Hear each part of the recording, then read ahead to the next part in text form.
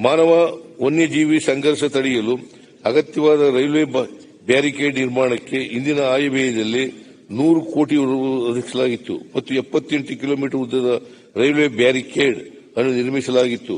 ಪ್ರಸಕ್ತ ಸಾಲಿನಲ್ಲಿಯೂ ರೈಲ್ವೆ ಬ್ಯಾರಿಕೇಡ್ಗಳನ್ನು ನಿರ್ಮಿಸಲು ಪ್ರಾಮುಖ್ಯತೆ ನೀಡಲಾಗುವುದು.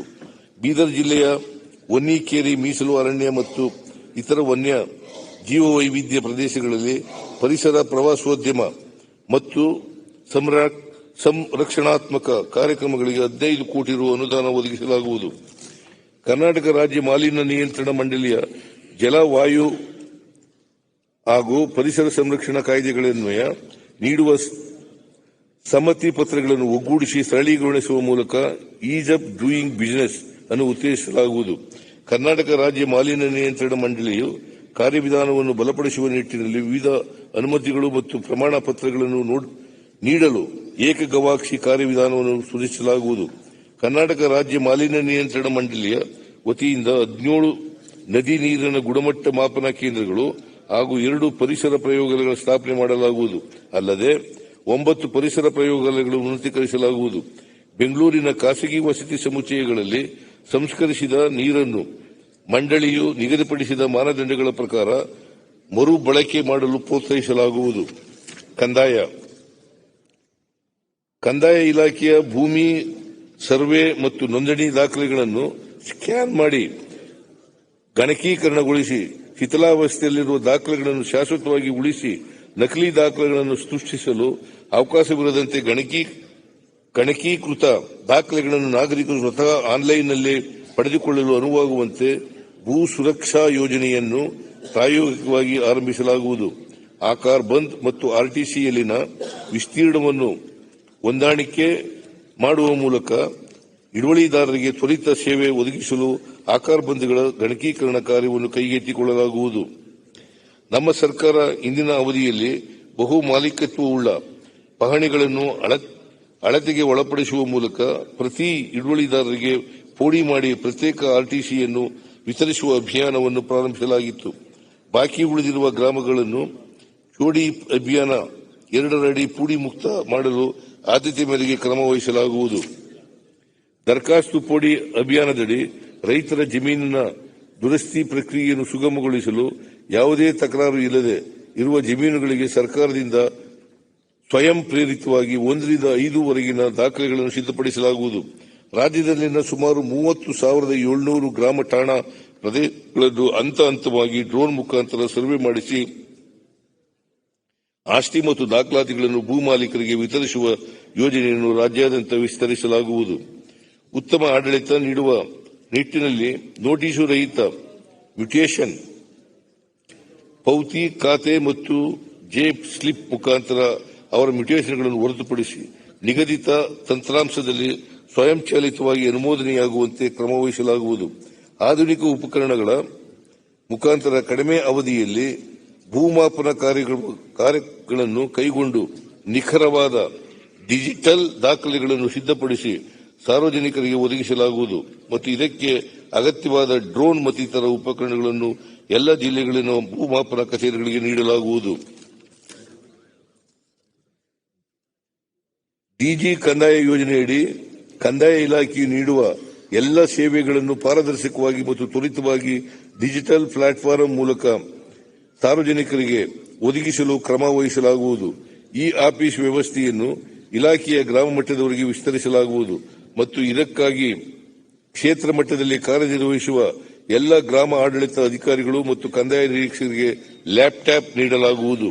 ಸರ್ಕಾರವು ದಾಖಲೆ ರಹಿತ ಜನವಸತಿ ಪ್ರದೇಶಗಳಾದ ತಾಂಡ, ಅಟ್ಟಿ, ಹಾಡಿ, ದೊಡ್ಡಿ, ಪಾಳ್ಯ, ಮಜರೆ, ಕ್ಯಾಂಪ್, ಕಾಲೋನಿ ಇತ್ಯಾದಿಗಳನ್ನು ಗುರುತಿಸಿ ಹೊಸ ಕಂದಾಯ ಗ್ರಾಮ ಹಾಗೂ ಹೊಸ ಗ್ರಾಮಗಳೆಂದು ಘೋಷಿಸಿದ್ದು ಅಲ್ಲಿನ ಸುಮಾರು 2 ಲಕ್ಷ ನಿವಾಸಿಗಳಿಗೆ ಹಕ್ಕುಪತ್ರಗಳನ್ನು ವಿತರಿಸಲು ಕ್ರಮ ವಹಿಸಲಾಗುವುದು.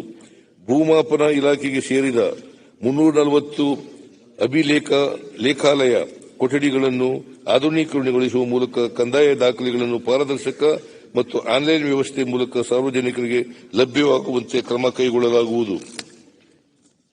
ಭೂಮಿ ಸತ್ರಾಂಶಗಳಲ್ಲಿ ಫ್ಲಾಗ್ ಮಾಡಲಾಗಿರುವ ಸರ್ಕಾರಿ ಜಮೀನಿನ ಪಹಣಿಗಳನ್ನು ಲ್ಯಾಂಡ್ ಬೀಟ್ ಆಫ್ ಬಳಸಿ ಗ್ರಾಮ ಆಡಳಿತ ಅಧಿಕಾರಿಗಳನ್ನು ಮುಖಾಂತರ ಸರ್ಕಾರಿ ಜಮೀನಿನ ಒತ್ತುವರಿ ಹಾಗೂ ಸಂರಕ್ಷಣೆ ಕುರಿತು ನಿಗಾ ವಹಿಸಲಾಗುವುದು. ಪ್ರಸಕ್ತ ಸಾಲಿನಲ್ಲಿ 42 ತಾಲೂಕು ಆಡಳಿತ ಸೌಧದ ಕಾಮಗಾರಿಗಳಿಗೆ 80 ಕೋಟಿ ರು ಹಾಗೂ ಜಿಲ್ಲಾಡಳಿತ ಸೌಧದ ಕಾಮಗಾರಿಗಳಿಗೆ 50 ಕೋಟಿ ರೂಪಾಯಿ ಒದಗಿಸಲಾಗಿದೆ.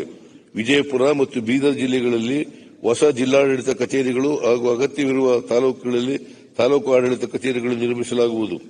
23-24ರಲ್ಲಿ ರಾಜ್ಯದ 223 ತಾಲೂಕುಗಳನ್ನು ಬರಗಾಲ ಪೀಡಿತ ಪ್ರದೇಶಗಳೆಂದು ಘೋಷಿಸಲಾಗಿದ್ದು, ಸಂಕಷ್ಟಕ್ಕೆ ಸಿಲುಕಿದ ಕರ್ನಾಟಕದ ರೈತರಿಗೆ ತುಸು ನೆಮ್ಮದಿ ನೀಡಲು ಎನ್ಡಿಆರ್ಎಫ್ ನಿಧಿಯಿಂದ 18,171 ಕೋಟಿ ರುಗಳ ಬರ ಪರಿಹಾರವನ್ನು ರಾಜ್ಯಕ್ಕೆ ನೀಡಲು ಕೋರಿ ಕೇಂದ್ರ ಸರ್ಕಾರಕ್ಕೆ 3 ಮೆಮೊರಾಂಡಗಳನ್ನು ಸಲ್ಲಿಸಿದರೂ ಸಹ ಕೇಂದ್ರ ಸರ್ಕಾರವು ಯಾವುದೇ ರೀತಿಯ ಸ್ಪಂದನೆಯನ್ನು ನೀಡಿರುವುದಿಲ್ಲ. ಆದಾಗ್ಯೂ ಕೇಂದ್ರ ಸರ್ಕಾರದ ಅನುದಾನಕ್ಕೆ ಕಾಯದೆ ಬರವನ್ನು ಸಮರ್ಥವಾಗಿ ನಿಭಾಯಿಸಲು ರಾಜ್ಯ ಸರ್ಕಾರವು ಹಲವು ಕ್ರಮಗಳನ್ನು ಕೈಗೊಂಡಿದೆ. 33.19 ಲಕ್ಷ ರೈತರಿಗೆ ತಲಾ 2,000 ರೂಪಾಯಿಗಳವರೆಗೆ ಇನ್ಪುಟ್ ಸಬ್ಸಿಡಿ 629 ಕೋಟಿ ರು ಅನುದಾನವನ್ನು ರೈತರ ಖಾತೆಗೆ ಜಮಾ ಮಾಡಲಾಗಿದೆ. ಬರದ ತೀವ್ರತೆಯನ್ನು ತಗ್ಗಿಸಲು 20 ಕೋಟಿ ರುಗಳ ವೆಚ್ಚದಲ್ಲಿ ಮಿನಿ ಮೇವಿನ ಕಿಟ್ ವಿತರಿಸಲಾಗುತ್ತಿದೆ. ಅಂತರ್ಜಲ ಮಟ್ಟ ವೃದ್ಧಿಸಲು ಕೃಷಿ ಭಾಗ್ಯ ಯೋಜನೆಯಡಿಯಲ್ಲಿ 200 ಕೋಟಿ ರುಗಳನ್ನು ಒದಗಿಸಲಾಗುತ್ತಿದೆ. ಸಣ್ಣ ನೀರಾವರಿ ಇಲಾಖೆಯ ಮೂಲಕ 100 ಕೋಟಿ ರುಗಳ ವೆಚ್ಚದ ಜಲ ಸಂರಕ್ಷಣೆ ಕಾಮಗಾರಿಗಳನ್ನು ಕೈಗೆತ್ತಿಕೊಳ್ಳಲಾಗಿದೆ. ಪ್ರಸಕ್ತ ಸಾಲಿನಲ್ಲಿ ರಾಜ್ಯ ವಿಪತ್ತು ಉಪಶಮನ ನಿಧಿಯಿಂದ ಒಟ್ಟು 500 ಕೋಟಿ ರುಗಳ ವೆಚ್ಚದಲ್ಲಿ ವಿವಿಧ ಬರ ಉಪಶಮನ ಕಾರ್ಯಕ್ರಮಗಳು ತೆಗೆದುಕೊಳ್ಳಲು ಕ್ರಮ ವಹಿಸಲಾಗುವುದು. 15ನೇ ಹಣಕಾಸು ಆಯೋಗವು 2011-17ರ ಅವಧಿಯಲ್ಲಿನ ವೆಚ್ಚವನ್ನು ಆಧರಿಸಿ ಪರಿಹಾರ ಮೊತ್ತ ನಿಗದಿ ಮಾಡಿರುವುದರಿಂದ ರಾಜ್ಯಕ್ಕೆ 21-26ರ ಅವಧಿಗೆ ನಿಗದಿಪಡಿಸಿರುವ ಎಸ್ಡಿಆರ್ಎಫ್ ಮೊತ್ತ ಹಂಚಿಕೆಯು ಆನೆಯ ಹೊಟ್ಟೆಗೆ ಅರೆಕಾಸಿನ ಮಜ್ಜಿಗೆಯಂತೆ ಅತ್ಯಂತ ನಿರಾಶಾದಾಯಕವಾಗಿದೆ. 218ರಿಂದ ಪ್ರತಿ ವರ್ಷವೂ ರಾಜ್ಯವು ಅನುಭವಿಸಿದ ತೀವ್ರ ನೈಸರ್ಗಿಕ ವಿಪತ್ತುಗಳಿಂದ ಅಂದಾಜು 1.21 ಲಕ್ಷ ಕೋಟಿ ರುಗಳ ನಷ್ಟವುಂಟಾಗಿದೆ. ಕೇಂದ್ರ ಸರ್ಕಾರವು 2018ರಿಂದ ಇಲ್ಲಿಯವರೆಗೆ ಬಿಡುಗಡೆಗೊಳಿಸಿದ್ದ 9,300 ಕೋಟಿ ರುಗಳಿಗೆ ಎದುರಾಗಿ ರಾಜ್ಯ ಸರ್ಕಾರವು ತನ್ನ ಬೊಕ್ಕಸದಿಂದ ವಿವಿಧ ಇಲಾಖೆಗಳ ಮೂಲಕ 15,874 ಕೋಟಿ ರುಗಳನ್ನು ವೆಚ್ಚ ಮಾಡಿದೆ. ರಾಜ್ಯಗಳಿಗೆ ಎನ್ಡಿಆರ್ಎಫ್ ಅನುದಾನ ನಿಗದಿಪಡಿಸುವ ಸಂದರ್ಭದಲ್ಲಿ ರಾಜ್ಯ ಸರ್ಕಾರಗಳು ಪ್ರಕೃತಿ ವಿಕೋಪಗಳನ್ನು ನಿಭಾಯಿಸಲು ಎಲ್ಲ ಇಲಾಖೆಗಳ ಮೂಲಕ ವೆಚ್ಚ ಮಾಡಿರುವ ಅನುದಾನವನ್ನು ಪರಿಗಣಿಸುವುದರ ಜೊತೆಗೆ ಪ್ರಕೃತಿ ವಿಕೋಪಕ್ಕೆ ತುತ್ತಾಗುವ ಸಾಧ್ಯತೆಗಳನ್ನು ಕೂಡ ಪರಿಗಣಿಸಬೇಕೆಂದು ಕೇಂದ್ರ ಸರ್ಕಾರಕ್ಕೆ ಹಾಗೂ 16ನೇ ಹಣಕಾಸು ಆಯೋಗಕ್ಕೆ ಒತ್ತಾಯಿಸಲಾಗುವುದು. ಶಾಲಾ ಮಕ್ಕಳಿಗೆ ಹವಾಮಾನ ಬದಲಾವಣೆಯ ಪರಿಣಾಮದ ದೃಶ್ಯಗಳು ಮತ್ತು ಹವಾಮಾನ ಬದಲಾವಣೆ ಪರಿಹಾರಗಳು ಕುರಿತು ಅರಿವು ಮೂಡಿಸಲು ಹವಾಮಾನ ಬದಲಾವಣೆ ಅನುಭವ ಕೇಂದ್ರವನ್ನು 10 ಕೋಟಿ ರುಗಳ ವೆಚ್ಚದಲ್ಲಿ ಪ್ರಾರಂಭಿಸಲಾಗುವುದು. ನೋಂದಣಿ ಪ್ರಕ್ರಿಯೆಯಲ್ಲಿ ನಾಗರಿಕ ಸ್ನೇಹಿ ಸುಧಾರಣೆಗಳನ್ನು ತರಲು ಈ ಕೆಳಕಂಡ ಉಪಕ್ರಮಗಳನ್ನು ಜಾರಿಗೆ ತರಲು ಉದ್ದೇಶಿಸಲಾಗಿದೆ. ಕಡ್ಡಾಯವಾಗಿ ನೋಂದಾಯಿಸಬಹುದಾದ ಆಯ್ದ ದಾಖಲೆಗಳ ಈ ನೋಂದಣಿಯನ್ನು ತನ್ನ ಸಬ್ ರಿಜಿಸ್ಟ್ರಾರ್ ಕಚೇರಿಗಳಲ್ಲಿ 2 ಪಕ್ಷಗಳ ಉಪಸ್ಥಿತಿ ಇಲ್ಲದೆ ನೋಂದಣಿ ಮಾಡಲು ಕ್ರಮ. ಎನಿ ಟೈಮ್ ಎನಿವೇರ್ ರಿಜಿಸ್ಟ್ರೇಷನ್ ಕಾರ್ಯಕ್ರಮವನ್ನು ಇಡೀ ರಾಜ್ಯಕ್ಕೆ ವಿಸ್ತರಿಸಲು ನೋಂದಣಿ ಮತ್ತು ಮುದ್ರಾಂಕ ಕಾಯ್ದೆಗಳಿಗೆ ತಿದ್ದುಪಡಿ. ಸ್ಥಿರಾಸ್ತಿ ನೋಂದಣಿಗೆ ಸಂಬಂಧಿಸಿದ ಎಲ್ಲ ತಂತ್ರಾಂಶಗಳ ಏಕೀಕರಣ.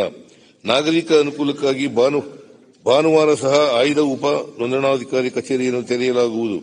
ನಾಗರಿಕರು ದೃಢೀಕೃತ ಪ್ರತಿಗಳನ್ನು ಪಡೆಯುವಲ್ಲಿನ ವಿಳಂಬವನ್ನು ತಗ್ಗಿಸಲು ಕೇಂದ್ರೀಕೃತ ವರ್ಚುವಲ್ ವಿತರಣಾ ವ್ಯವಸ್ಥೆಯ ಮೂಲಕ ದಾಖಲೆಗಳ ವಿತರಣೆಯನ್ನು ಸ್ವಯಂಚಾಲಿತಗೊಳಿಸಲಾಗುವುದು. ಪಾರದರ್ಶಕವಾಗಿ ಯಾವುದೇ ರೀತಿಯ ತೊಂದರೆಗಳಿಲ್ಲದೆ ನೋಂದಣಿ ಕೆಲಸವನ್ನು ಸಾರ್ವಜನಿಕರಿಗೆ ತಲುಪಿಸಲು ನಿಯಮಗಳಿಗೆ ಅಗತ್ಯ ತಿದ್ದುಪಡಿಗಳನ್ನು ತರಲಾಗುವುದು. ಧಾರ್ಮಿಕ ದತ್ತಿ. ಹೊರ ರಾಜ್ಯಗಳಲ್ಲಿನ ಪವಿತ್ರ ಪುಣ್ಯ ಕ್ಷೇತ್ರಗಳಾದ ತಿರುಮಲ, ಶ್ರೀಶೈಲ, ವಾರಣಾಸಿ ಮತ್ತು ಗುಡ್ಡಾಪುರಕ್ಕೆ ಭೇಟಿ ನೀಡುವ ಕರ್ನಾಟಕದ ಭಕ್ತಾದಿಗಳ ಅನುಕೂಲಕ್ಕಾಗಿ ಸುಸಜ್ಜಿತ ವಸತಿ ಸಂಕೀರ್ಣಗಳನ್ನು ನಿರ್ಮಿಸಲಾಗುತ್ತಿದೆ. ತಿರುಮಲದಲ್ಲಿ 200 ಕೋಟಿ ರುಗಳ ಕಾಮಗಾರಿ ಅಂತಿಮ ಹಂತದಲ್ಲಿದೆ. ಶ್ರೀಶೈಲದಲ್ಲಿ 85 ಕೋಟಿ ರು ವೆಚ್ಚದಲ್ಲಿ ಮತ್ತು ಗುಡ್ಡಾಪುರದಲ್ಲಿ 11 ಕೋಟಿ ರು ವೆಚ್ಚದ ಕಾಮಗಾರಿಗಳು ಪ್ರಗತಿಯಲ್ಲಿವೆ. ಪ್ರಸಕ್ತ ಸಾಲಿನಲ್ಲಿ ವಾರಣಾಸಿಯಲ್ಲಿ 5 ಕೋಟಿ ರು ವೆಚ್ಚದಲ್ಲಿ ಕಾಮಗಾರಿಗಳನ್ನು ಕೈಗೆತ್ತಿಕೊಳ್ಳಲಾಗುವುದು. ಮಂತ್ರಾಲಯಕ್ಕೆ ಸಂಪರ್ಕ ಕಲ್ಪಿಸಲು ರಾಯಚೂರಿನ